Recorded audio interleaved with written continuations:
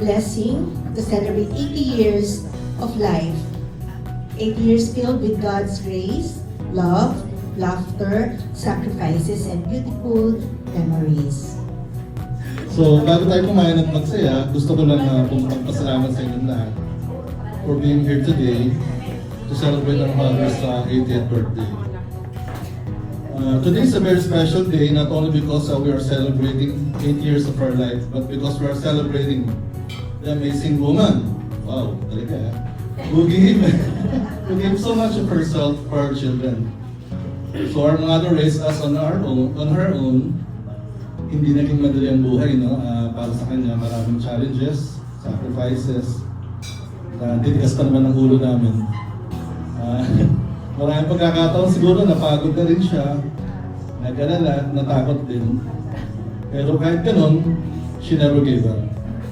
She worked hard to provide for us. She made sacrifices, sometimes putting her own needs aside para sa atin.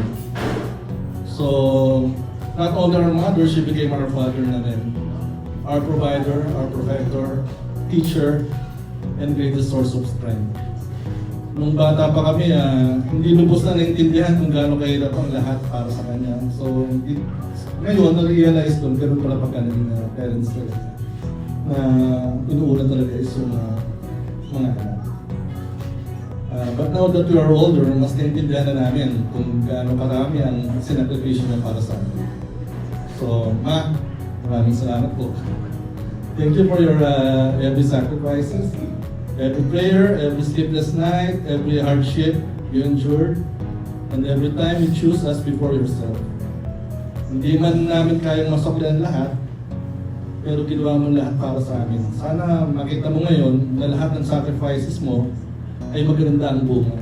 So we are here today because of you, because of your strength, your love, and your determination. We love you so much, we are proud of you, and we are truly blessed. Really, we are truly blessed to have you as our mother.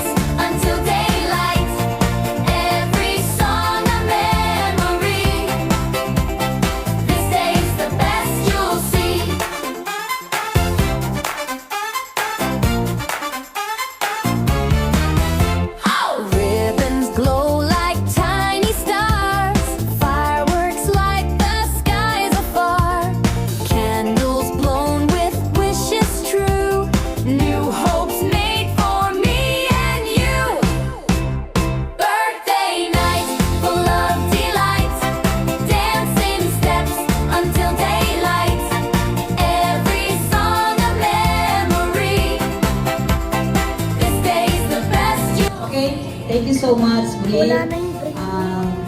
Sa lahat ng mga mga apo na nandito, palagi akong masaya.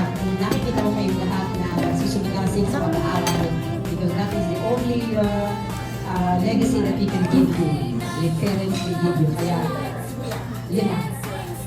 Okay, Roy? Yes.